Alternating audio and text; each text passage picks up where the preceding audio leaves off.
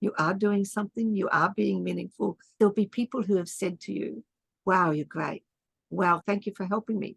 And you go and read those when you're feeling down, because it means that you are meaningful. You have shared and you are making and leaving a footprint on this earth.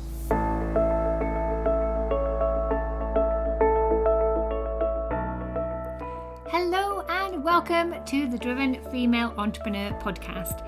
I'm your host, Melitta Campbell, award-winning business coach, value whisperer, and founder of the Dream Clients Blueprint, your step-by-step guide to communicating your true value with confidence and attracting more of your perfect clients. To help you start attracting more clients immediately, access your free training by visiting melittacampbell.com/training. On this show, each week, I bring you practical business building advice and tried and tested techniques through my own experiences and those of other successful women in business. Our goal is to help you dream bigger and confidently achieve more in your business and life. Today, I'm speaking with Trish Springsteen, Australia's leading expert in empowering introverts to get known and be seen.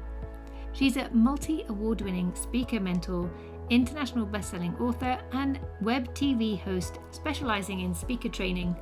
She's also the founder of the Purple Unicorn Marketing Academy, through which she helps you find the gold nuggets in your business to promote and market yourself. Trish believes the best person to speak about your business is you, and she believes in you until you believe in yourself. From her personal journey, Trish knows how powerful confidence and self-belief can be, as we're about to find out. So, hi Trish, it's great to have you with us on the show today. Hi Melitta, I'm absolutely excited to be here. So thank you so much for asking me and giving me the opportunity. Yeah, and I feel that this has been a long time coming because we met quite some years ago when I was doing my first book collaboration on The Power of Now, and we've just collaborated on another book, which we will tell people about in a little bit. But this is the first time I've actually had you on the show to talk about your expertise all around communication and speaking and writing and how you can own your uniqueness, even as an introvert, which I love. But before we dive into all of that, and I'm sure we're going to have a really juicy conversation, I'd love it if you could share with the audience how you got to be where you are today. Absolutely. So I'll have to take you on a journey way back in the Jurassic period. That's a long, long time ago when I was a very young girl leaving high school. And at that time, I was extremely introverted and very, very shy.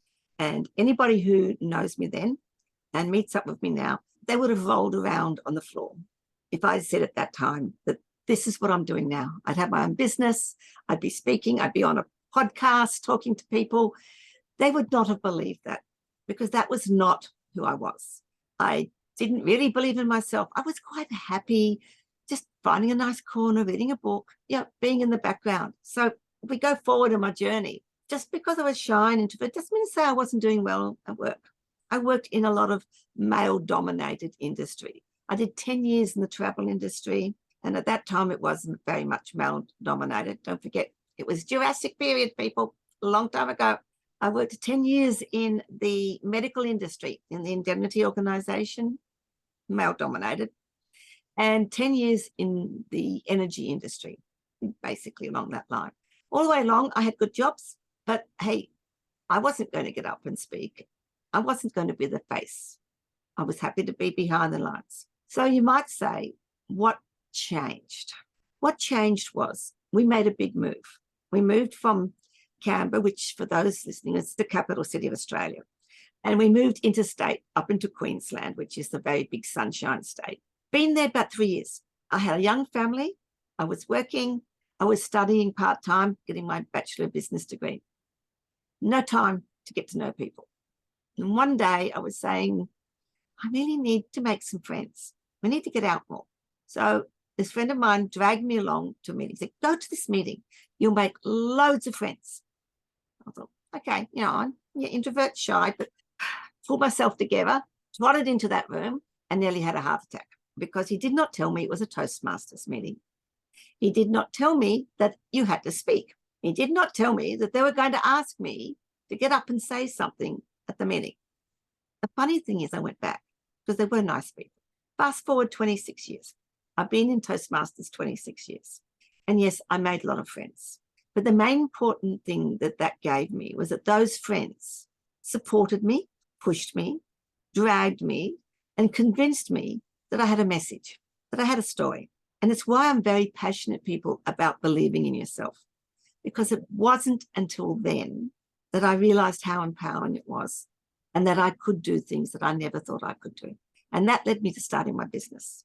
Started my business in 2006 with my then business partner. And we started it mainly because we loved training and we loved speaking. And we decided we wanted to get paid for it. We've been doing a lot of free stuff. So, hey, light bulb moment. Let's just start a business. Wow, that was a pretty interesting journey. And 2006 is 15, 16 years ago. The business that I started is not the same business today. Why isn't it the same business? Because people, you change. When you start a business, you've got a vision of where you want to take your business. It's where you want to be there, but things change. Reality isn't always the same as your vision. You suddenly realize that this big, huge vision you had of doing all these things, there's a lot more involved. And outside influences impact. You're actually talking to people who have their own agenda. You've got competitors. You suddenly realize that you're a little stone in a big, huge universe. And so you change and you learn. And some of the statistics, look, as I said, 16 years I've been in the business. That's pretty good because most businesses fold within 3 years. A lot of them, you've got about 4% of businesses, and it's a small business, it's a micro business. My then business partner and I parted company amicably, and I changed the business. So I'm a sole trader. That means everything's up to me. So I learned a lot of lessons. It didn't all go smooth sailing. I know a lot of people that I work with, they have two mindsets. They'll start the business and then think everything's going to be fine. And then things happen, challenges happen. They'll either learn from that, pick themselves up, dust themselves off, and try something different and continue, or they'll walk away from the business. The other group of people won't start the business because they have a mindset that they're not good enough. No one's going to come and buy from them.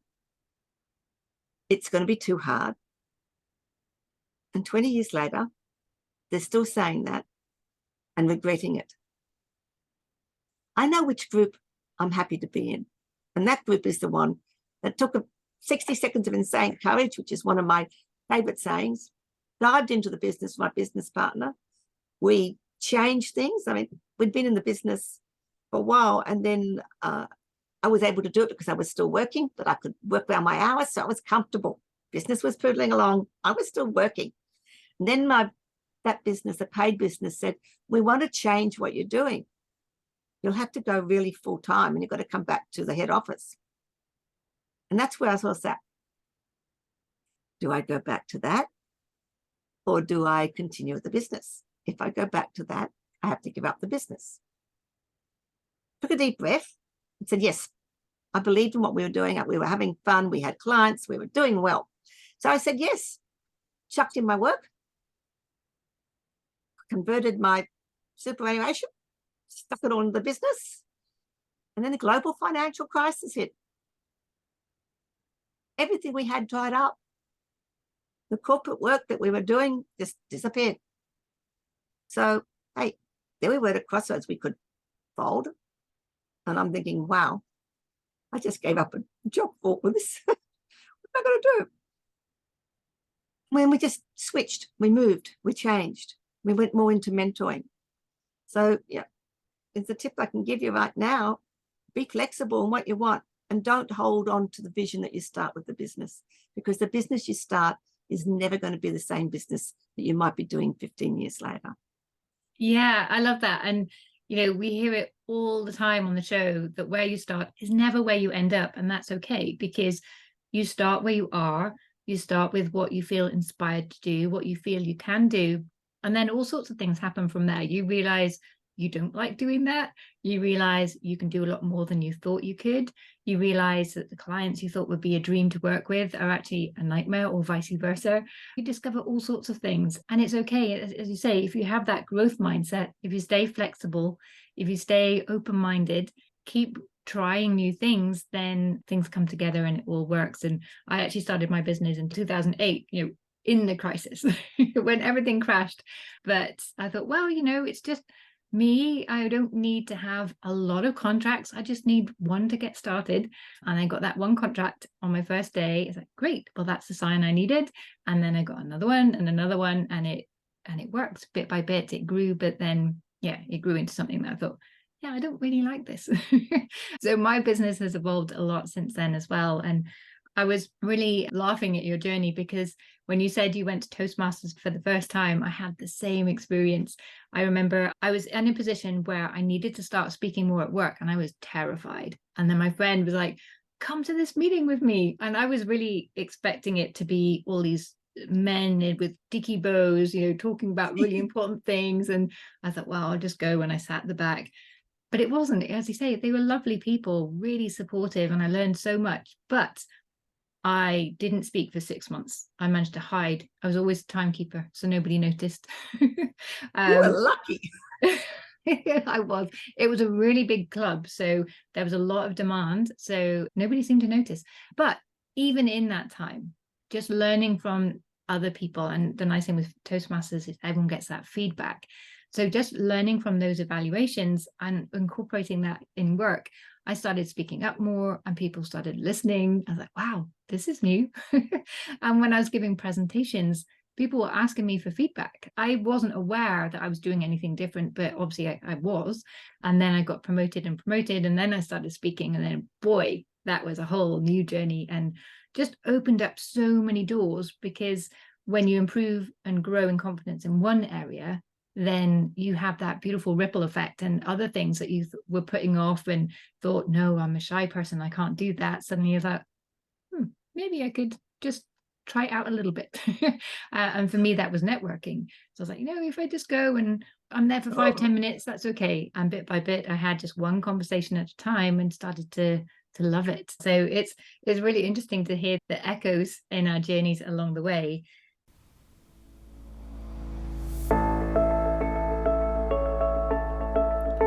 Do you ever feel awkward or fake when it comes to telling people about your business or offers? Or feel disheartened when you do talk about what you do and people just don't get it? Don't worry, you're not alone. Many business owners struggle to confidently and comfortably articulate the true value of what they offer. But it's not something that many people teach as the first rule of business. Yet this one skill sets apart the real business owners from the hobbyists. And when you nail it, you can stop feeling like a fraud. And instead of feeling embarrassed when someone asks how your business is going, you can feel proud to speak of the income, impact, and lifestyle that you have created. You shouldn't feel overwhelmed working all the hours or offering discounts just to make ends meet in your business. If you feel that way right now, I have some good news for you. I've created a masterclass that will teach you exactly how to communicate your true value to your dream clients and how you can use this skill to sell without selling. Once you can articulate your true value with confidence and clarity in every interaction, you'll never be left wondering how to attract enough of the right clients to your business. Access your masterclass at melittacampbell.com/training. It's my gift to you to help you grow in confidence and thrive in your business in 2023.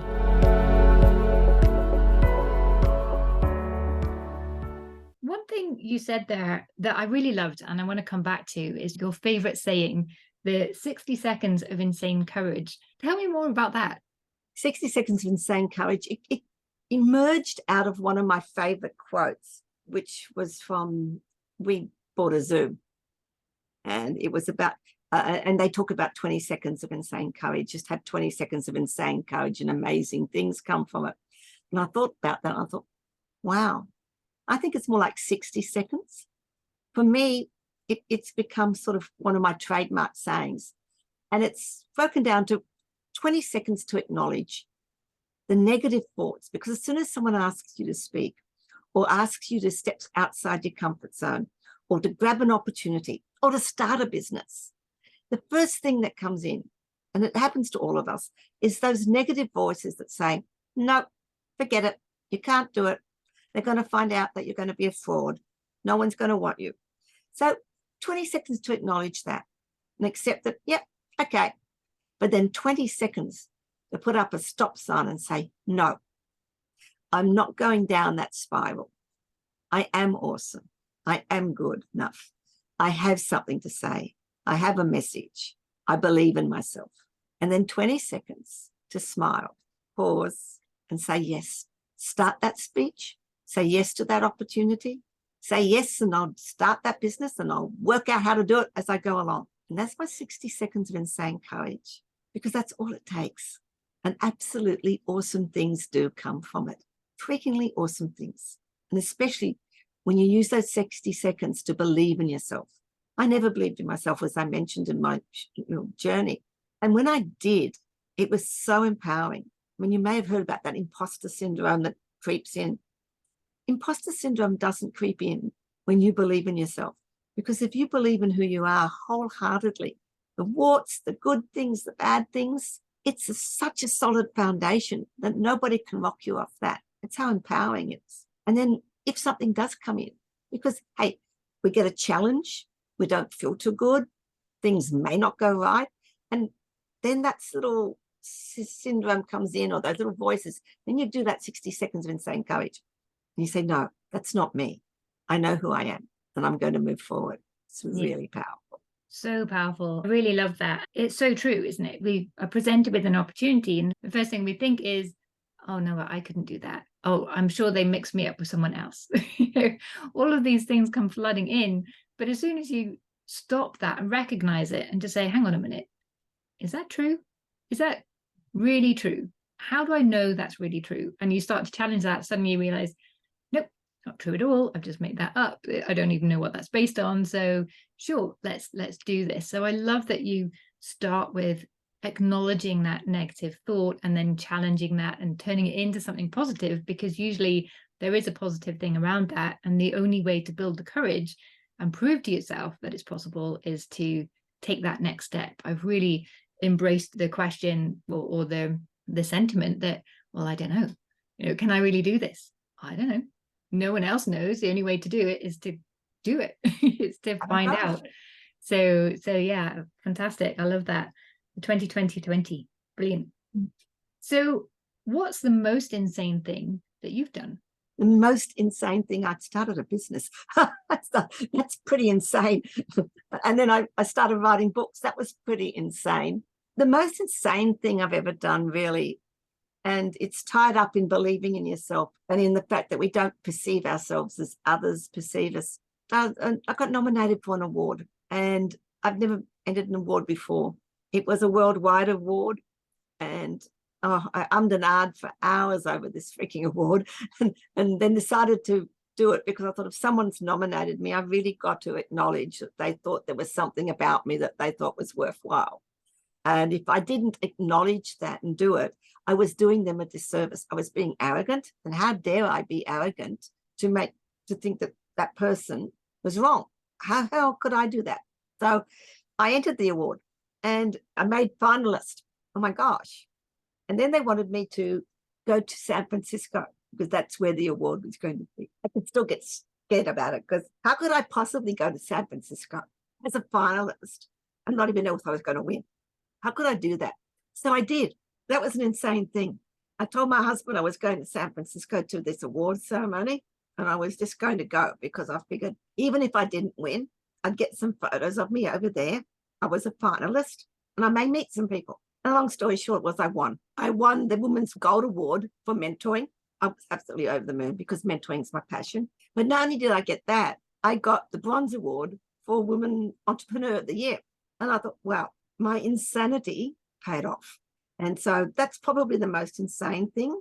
The most aha moment I had was a few years later when I got nominated for an Inspirational Woman Award. And that's where I realized that how we perceive ourselves really isn't how others see us. Because I didn't nearly go ahead with that one either, because I thought to myself, who was I to be an inspiration? I just helped people speak.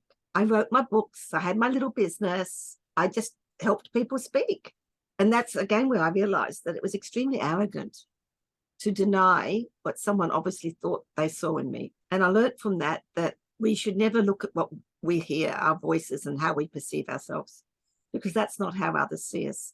And we are our own worst enemies. So I entered that award, and I can tell you, my friends say that it's probably the first time I was ever speechless, because I won that award.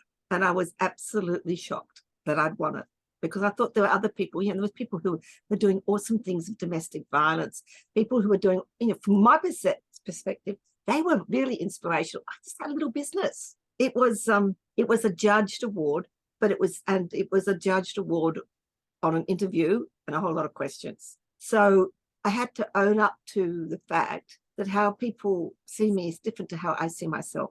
And I have to honor and accept with gratitude when people say, Trish, you changed my life, or Trish, you helped me do that, or you were inspirational.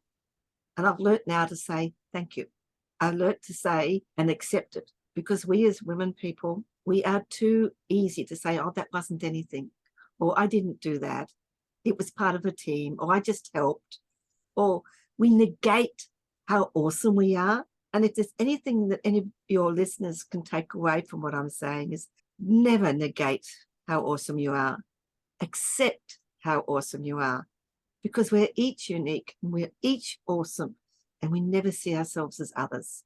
So when people say something awesome about you and say how good you've done or helped them, just accept with gratitude and say thank you. What an inspirational story, and love how you embraced those insane opportunities and it all paid out, but also had that hidden message for you as well, that we never think on the inside that we're good enough. I remember years ago, I was working at corporate. It was my very first Women's Network event that I ever went to. And I felt so out of place.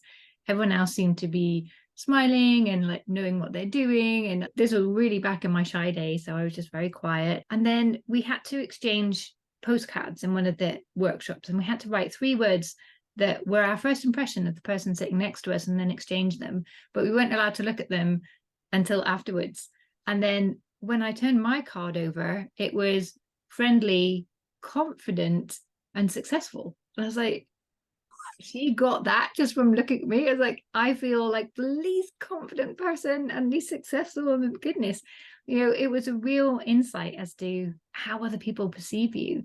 And I remember someone asking me about my vision, where are my plans? Well, I want to do all of this. And they're like, but isn't that what you're already doing? Isn't that how you're already helping people? And I'd completely missed that. So I think sometimes we go too fast as well. We're always reaching for that next thing, trying to be bigger, trying to be better, trying to get more money, trying to more whatever. And then we miss that we actually are a gem already, that we already are serving people and giving so much value just where we already are. So it's nice to acknowledge that. It's wonderful that you had that experience where 2 other award bodies said to you, this is where you are, and we think this is fantastic. So yeah, fantastic. I think we need to be being able to acknowledge that. And it's one of the reasons why I love, and I talk about one of the lessons I've learned in my business and in my life as an introvert, and that is surround yourself with like-minded people. Get a group of people, because those people will push you, they'll pull you, but they'll also support you. And they're mirrors that will reflect the true you back to you, the true you that you can see, because you'll see it through their eyes. And that's the true you, because that's the person that people see. Yeah. So do you have any advice there? Because when it comes to having that self-belief, accepting the way others see you and embracing that, I know it's not easy. I was listening the other day to Mel Robbins talking about the high five habit, where you high five yourself in the mirror every morning, because that triggers all sorts of wonderful brain things. And it takes seconds, which I love. Anything that takes seconds, I'm a big fan of. But she said she's had so many messages from people who couldn't even do that. They just didn't have the self-worth to high-five themselves in the mirror. So while I'm sure people out there are listening and nodding along thinking, yeah, that sounds great, there may be people listening who are also thinking, but how do I get that self-belief? How do I start to acknowledge myself and my skills and my brilliance and feel comfortable in my own skin and accept that? Is there any advice you have for that? Or was there a moment in your life where you were able to pivot, or you realized, maybe in hindsight, that was the moment where this self-belief started? I think it's a journey. I mean, it took me a long journey, people. I went from the Jurassic period to now. That's a hell of a long time. And I wish I'd done it a lot quicker. And I think some of the things that you can do a lot quicker is groups, people that you get, people of like-minded who will support you. Because when you've got someone holding you accountable, when you've got someone who's saying, hey, you can do this, and they believe in you so much. And that's sort of one of my mantras, I believe in you until you believe in yourself, because I had so many people believed in me until I finally had to say, I give up. I give up. I believe in myself. Just stop nagging me about it all. It takes time, and it takes time to build. It takes courage. It's why my 60 seconds of insane courage, because it just takes courage to do that. And sometimes you can do it yourself, and sometimes you need that group of people. And sometimes what it takes is just a couple of things to go right for you, something that goes right. And that's where I also say, when you look back on a week or a month or a year, look back and think about the things that have gone well for you, something that happened. And I used to do this every day at night. Before I go to bed, I'd think about, okay, I'd be thinking that was a freaking awful day. Nothing went right. Didn't get any clients, didn't do that.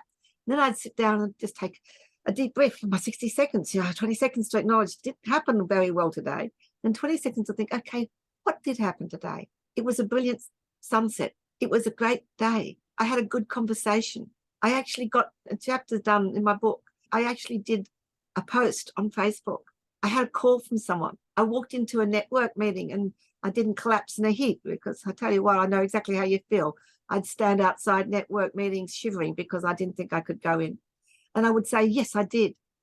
And when I looked at it, I thought, the day wasn't so bad after all. And the more you do that, the more you start to look and acknowledge things that have happened. Yes, things didn't go well. And one of my mantras is, because something doesn't go well, there's no reason for you to throw your hands up and walk away. The biggest lesson you can learn is to look at those things that didn't go well, because they're great lessons, and learn from them.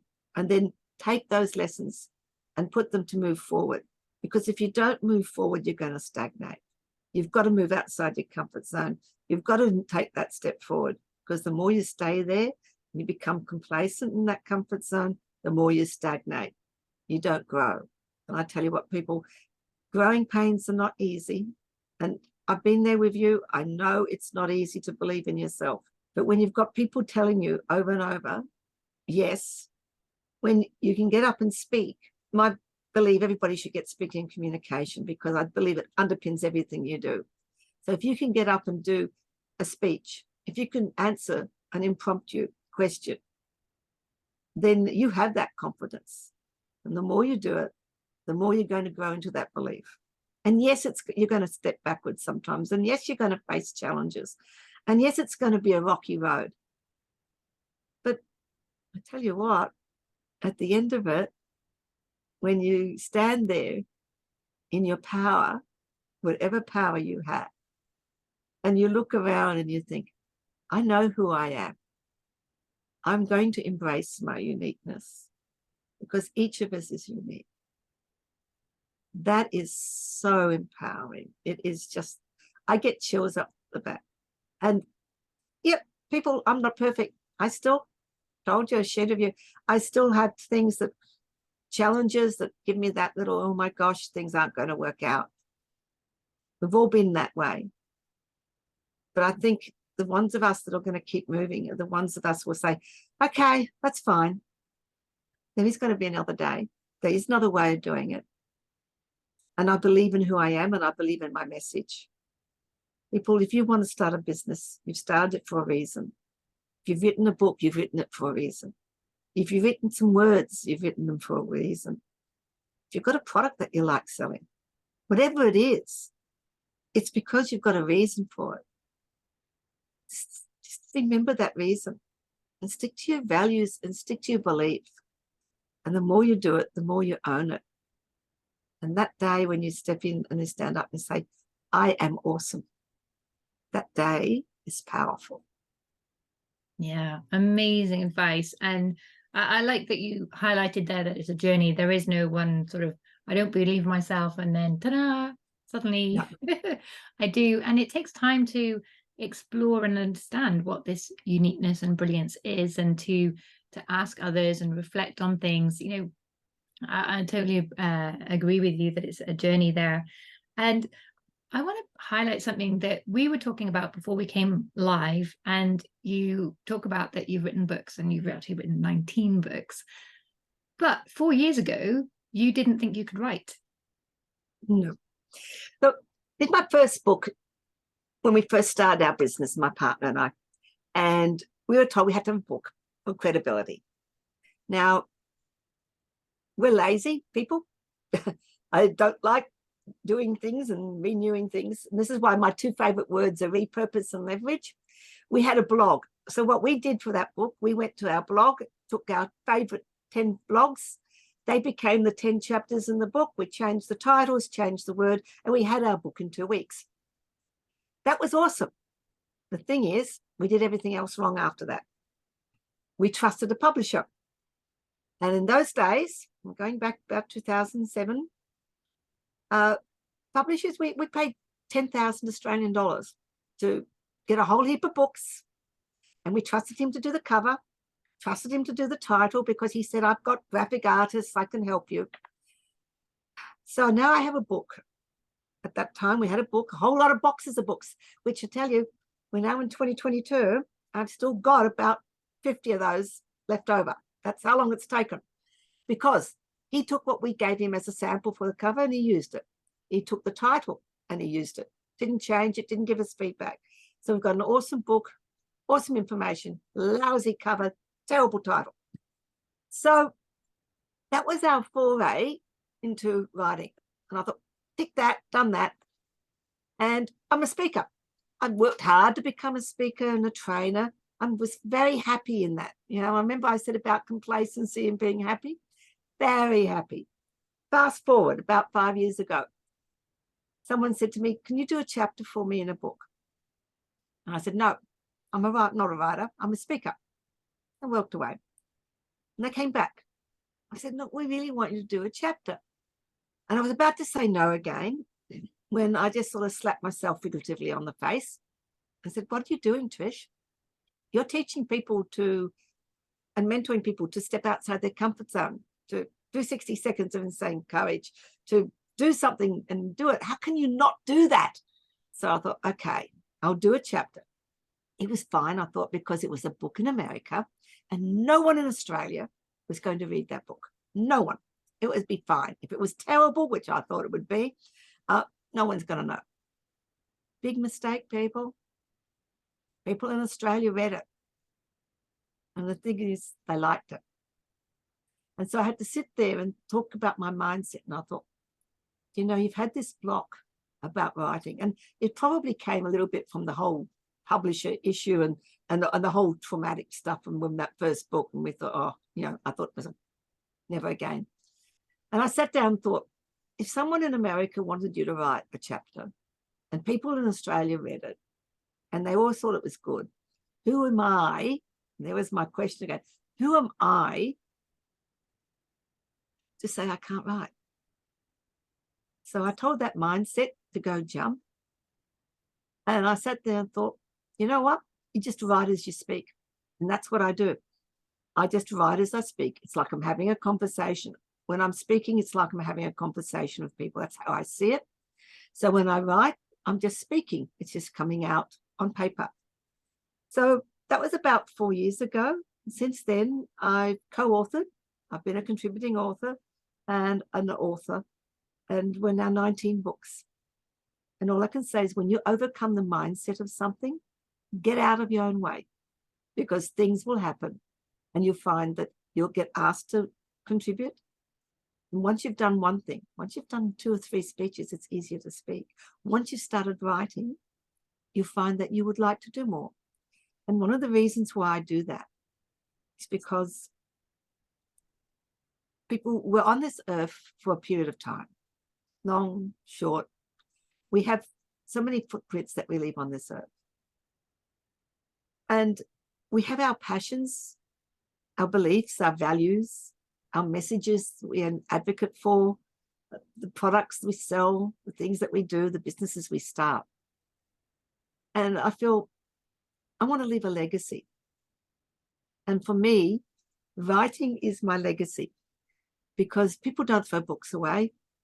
And it really sends shivers up my back if I know that sometimes down the track, maybe 20 years, someone may pick up a book that I've had a chapter in, or one of my own books. And it could be from a secondhand bookstore. It could be someone's handed it down, from a garage sale. Doesn't matter. It could be still on Amazon as a Kindle book. But if that person can sit down there, I could be changing their life, because there could be something that I've said, something that I've written, that they needed to read at that particular moment.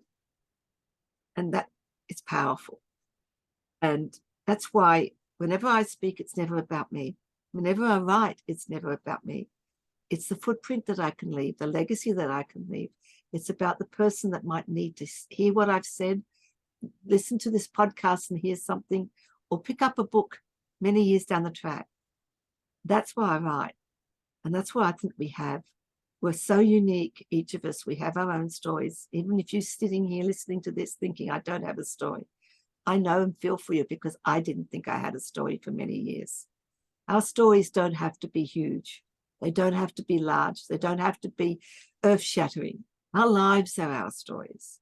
And when we share that, there are so many people whose their lives are stories. And there could be something that you've done that will resonate with them. So that's why I speak. That's why I'm in business. And that's why I write. Beautiful. I love how you shared all of that. And it's so true. And, you know, when I'm coaching people to give a TEDx talk, for example, and a big part of that is sharing your own story. Even if you're sharing something very dry and factual and scientific or whatever, you know, usually they'll bring their own story into that. But it's not your story. Your story is someone else's story, and they need to hear that so they feel that it's going to be okay, that they're not alone, that they have some advice and something to hold on to that's going to take them forward, or to that next success, or fire off a completely random thought that's going to take them in a whole new direction. As you say, there's these sharing our stories is so powerful. It can feel quite scary at first, though, because you do feel that you're vulnerable, that maybe you're going to be judged. But in hindsight, that's rarely the case. If people are judging you, they're just reflecting on their own situation, and it's got nothing to do with you at all. So yeah, get your stories out there. Absolutely. Because one of my biggest aha moments about speaking, and I'll share it very quickly for you, is and this is a warning. This is pretty sad. So I'll just give a future warning. In 2006, we lost our son, Craig, to suicide. And I don't wish that on anybody, but I learned a lot from that. It was a major pivotal point in my life. And you could say, why am I saying that speaking communication was so important at that time? I had to do the eulogy. You do not get a second chance of doing the eulogy for your son. He'd only been on this earth for 23 years. So I had to hit that and share that. If I didn't get up there and do that, then no one would know about what or who he was. I did that eulogy, and people said to me afterwards, how did you manage that?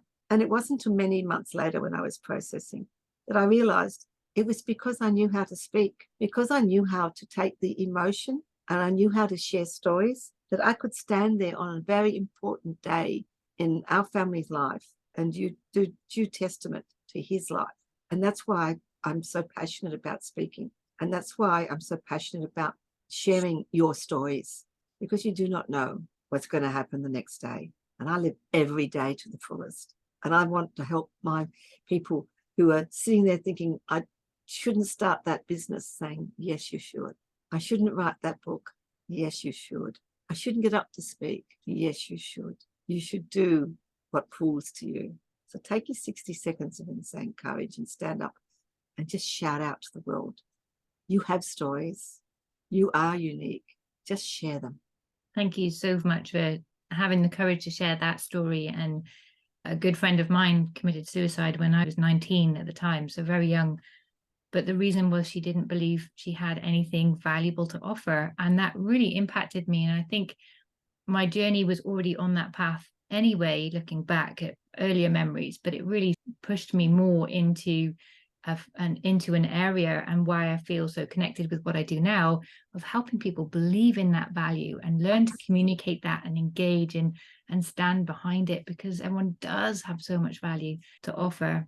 It doesn't matter who you are, what you're doing, you are of value.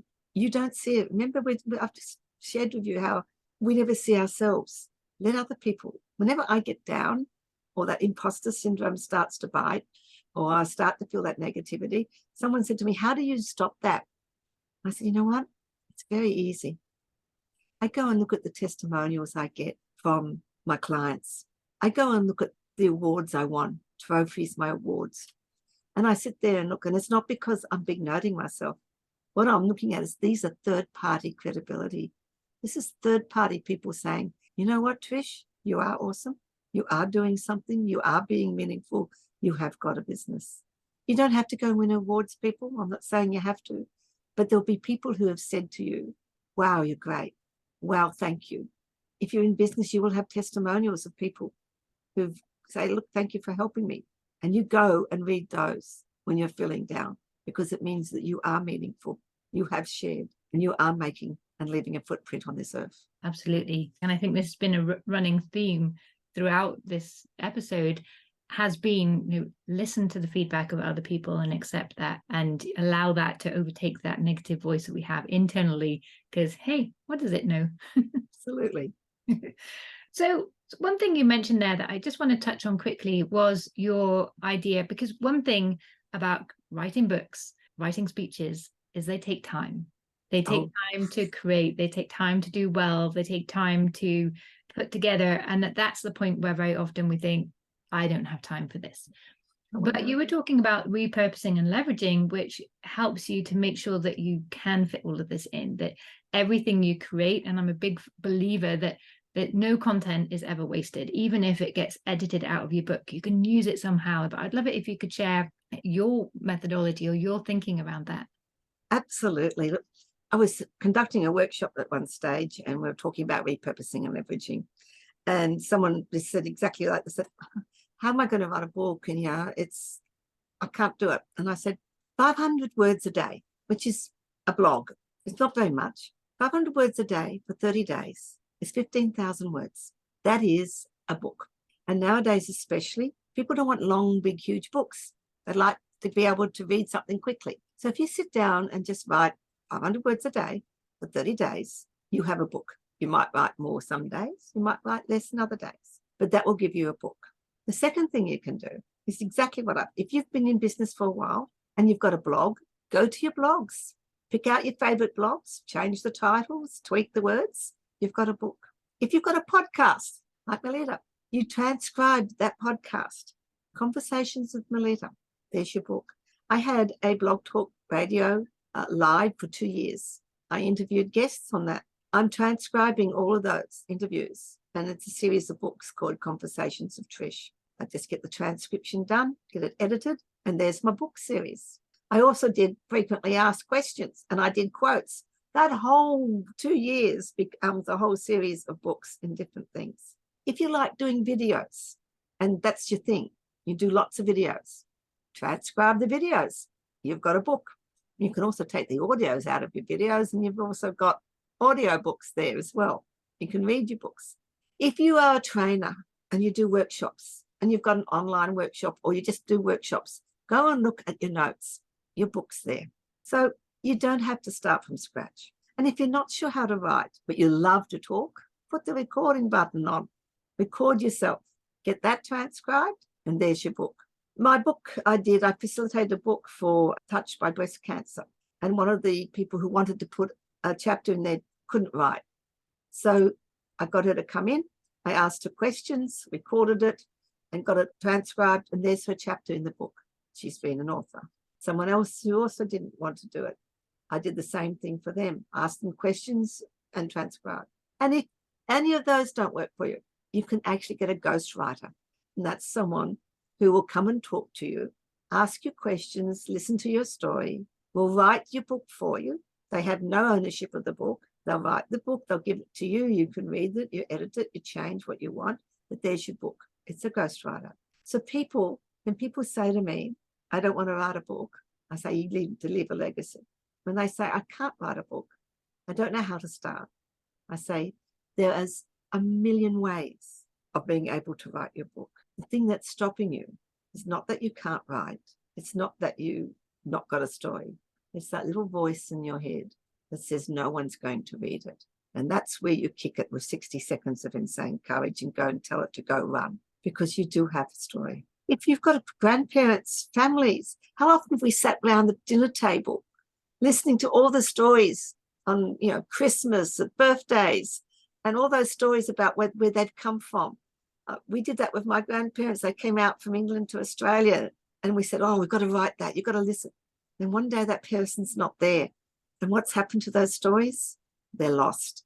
We should be taping them. We should be doing ways. I'll celebrate with you. My mother is 87 years old, and she just published her first book. So age is no barrier to doing anything. Stories are no barrier. It's you. It's your mindset. And there are so many ways of writing that book.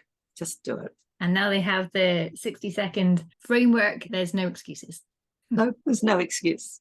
Find a friend. I had a little book accountability group, and we would keep each other going. Put it out on Facebook. I did that one. I said, I'm writing a book.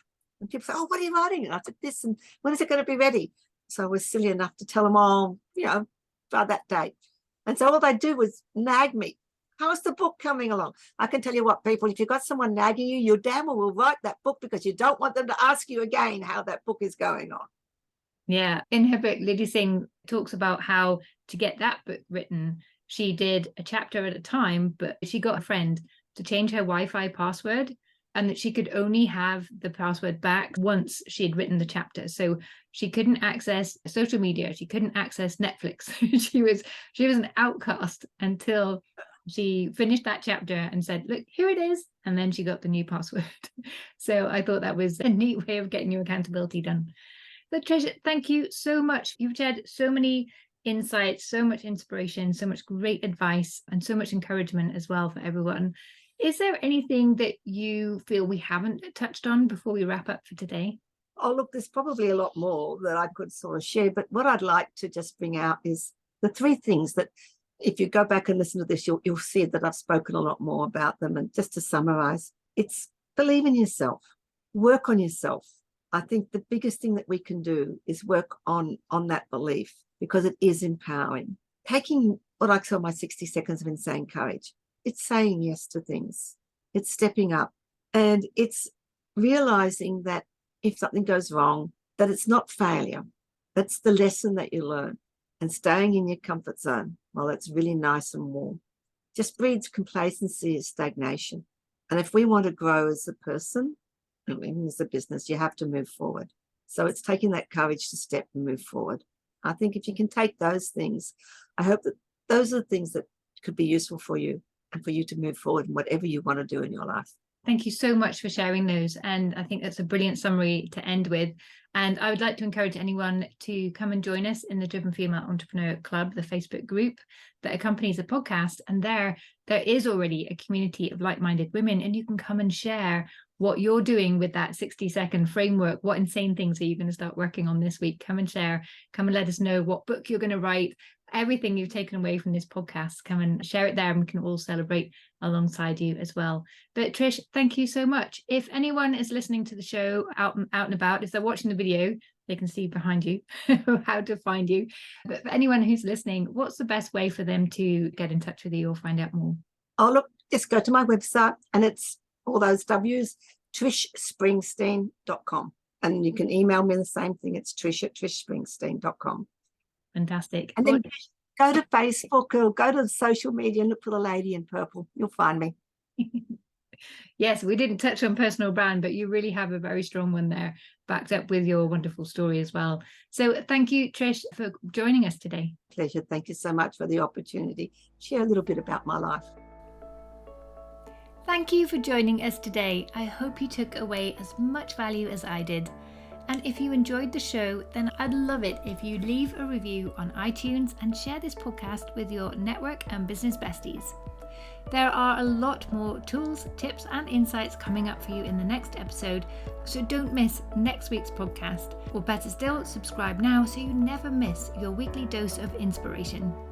I've been Melitta Campbell, business coach and value whisperer, and I look forward to seeing you again in the next episode.